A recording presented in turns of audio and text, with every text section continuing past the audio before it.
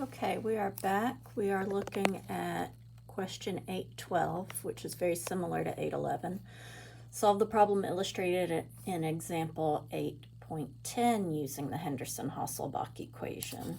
So 8.10 is right here. And it says calculate the pH of a buffer solution similar to that described in example 8.9, except that the acid concentration is doubled while the salt concentration remains the same. Okay, so we're just going to double the acid concentration, and all the other numbers will be the same. So here we've got our Henderson-Hasselbalch equation. I'm going to get out my paper and my pen. All right, so Henderson-Hasselbalch, that is pH equals pKa plus log of a fraction made up of the concentration of the conjugate base over the weak acid. All right, so in example 8.9, which is here, they told us what our Ka is, and they told us what the concentration of both the acetic acid and the sodium acetate are. So our pKa is 1.8 times 10 to the negative fifth.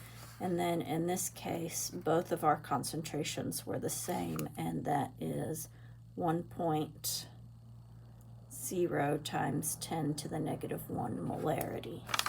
But in example 8.9, they say that the acid concentration is doubled.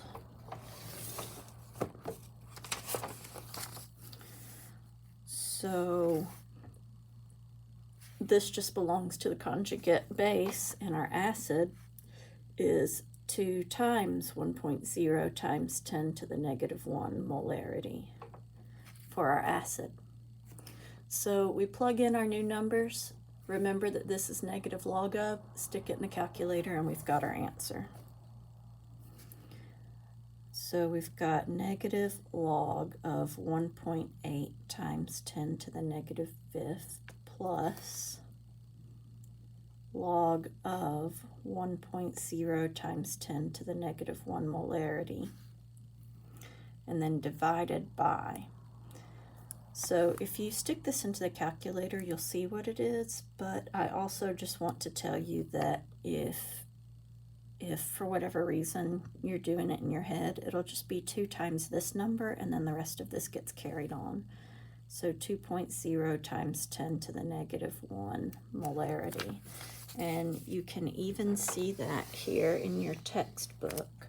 For example, 8.9, they say that this is the acid concentration.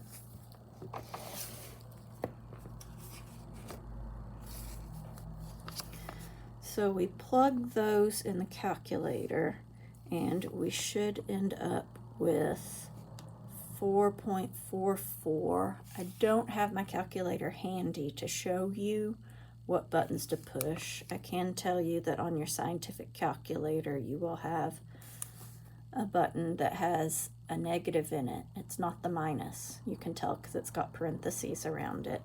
And then you've got a button that is log.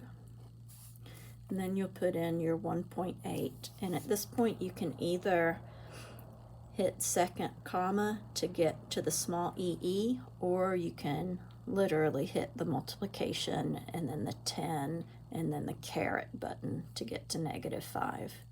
By chapter 8, I'll wager that you're used to it. I'm going to go ahead and put second comma because I know some instructors prefer their students to do that. And above the comma is the little ee. And then the negative again for the negative 5. And then the plus button and then the log again.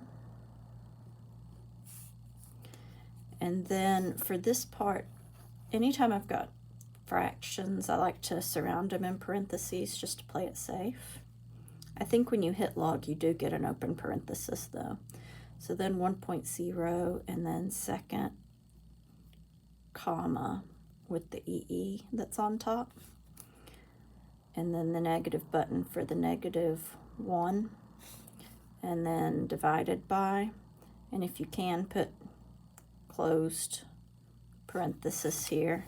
And then for the next one, open parenthesis, 2.0.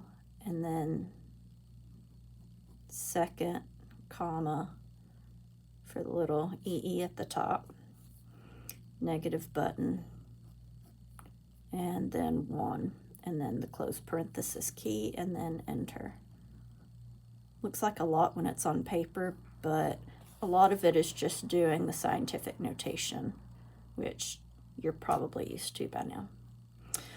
Okay, if you need to slow this down, remember that you can go to settings on YouTube and alter the playback speed, and I'll see you in the next video.